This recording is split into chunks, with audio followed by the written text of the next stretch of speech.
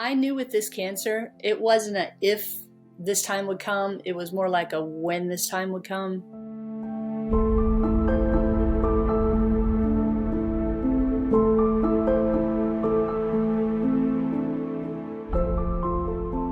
Hi, my name's Kim, and I am from the great state of Arkansas, and I have been diagnosed with clear cell carcinoma of the ovary, and it's now stage 4. When we last shared Kim's story earlier this year, she was facing her diagnosis with courage and hope. So the past 4 years has been very nerve-wracking, very emotional, and yet amazing. And I'm so thankful. I am forever grateful for these doctors in the emergency room in the city I was living in. Now, her ovarian cancer has returned, testing her resilience in ways she never imagined. Kim was first diagnosed with ovarian cancer in 2021. She remembers a whirlwind of tests. So we have the CA-125 test that is a diagnostic test, and that started to go up. I've had, oh gosh, it's hard to count now, like 3 or 4 recurrences so far. And this last time I had a PET scan, and the PET scan revealed that I had a cluster in my inguinal, which would be my lower right groin, a cluster of lymph nodes. Treatment has been grueling, sometimes leading Kim to wonder if it's all worth it. It's really harsh on the body, and each time I was hospitalized, I had my platelets, all my numbers would crash. I'd have to go in the hospital. I'd have blood transfusions. And so I believe to put my body through that again may be even worse this next time. You have to weigh it out. Is it worth it to go through that just for a little bit more time, maybe? Or do you want a quality of life and, make great memories and do all the things you can? Every test and scan brought new challenges. A scan after her first round of treatment revealed clusters of lymph nodes, signaling the cancer was spreading again. They did a biopsy. I now have clear cell ovarian cancer on my skin. And that is extremely rare. I think we looked it up, maybe 0.9 of all ovarian cancers. I knew what this meant. I knew that this was not going to be a good doctor's appointment. My parents went with me. My wife, Jennifer, was with me. And the doctor said as professionally as she could, we've been at this cancer journey now for 4 years, which is 2 years longer than what they anticipated. After 4 years of treatment, Kim faced a decision that many patients confront: choose more chemotherapy or focus on living in the moment. She said, I could put you on a chemo. It might work. You might feel, you're probably going to feel sick. Your quality of life really isn't going to improve. We might buy you a little bit of time. She said, I suggest you take this time off of work, go on long-term disability from work. I suggest you do all the fun things you've ever wanted to do while you feel good enough.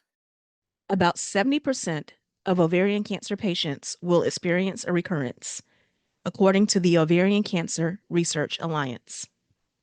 But Dr. Kathleen Moore of the University of Oklahoma is one of the top gynecologic oncologists in the world, constantly traveling for research and to educate others.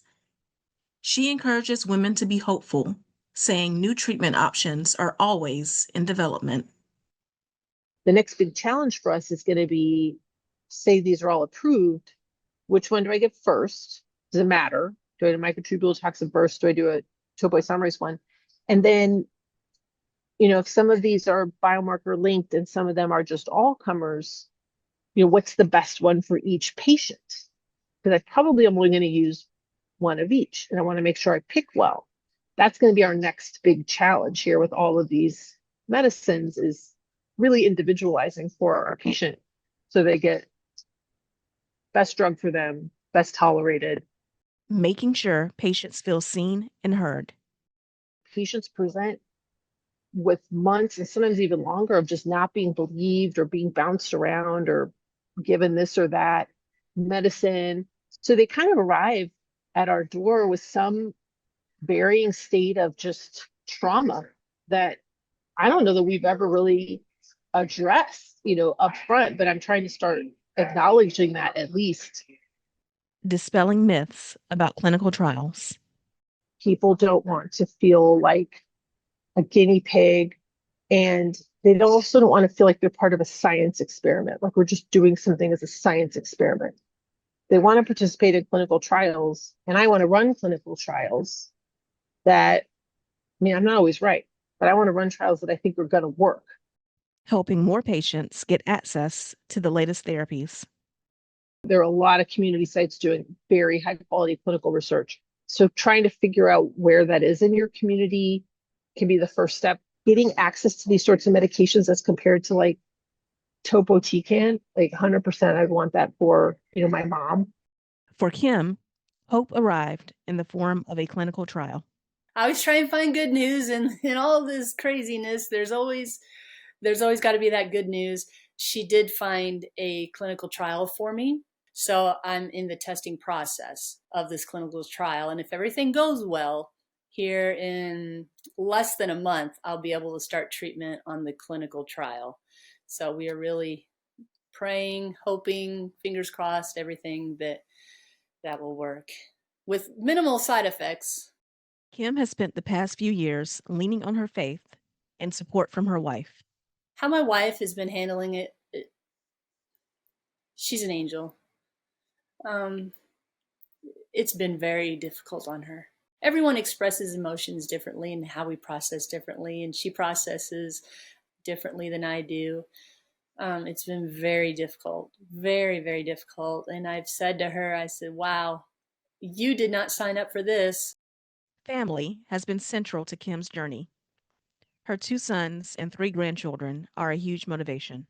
So my grandkids are 8, 4, and a brand new baby. They sure have been a bright light to us. They were here a couple weekends ago, and right after we found out bad news, and just to hold that newborn baby and to play with those little granddaughters sure lightened the load in her mind, for sure. She also finds strength in hearing how her story has helped others, including when she was featured by the Patient Story in June of this year. Honestly, I was just scrolling YouTube and I saw my face. It's kind of fun. And so I called my family, come on, family. And the response, so we watched the video and then we read the comments. People that don't know me, they're praying for me. They say they're praying, I'm praying for you. I'm going through this too. And I'm praying for them. And the comments have just been so great and so uplifting and so encouraging. Kim looks at her diagnosis now as part of a mission to help others. I've always wanted a purpose. And now this cancer has given me a greater sense of purpose in that I want to really use this platform to inspire, to bring hope to people. And I realize not everyone believes in God, and that's okay. But I believe my inner strength, God gives me the inner strength, the drive at the perfect time when I need it.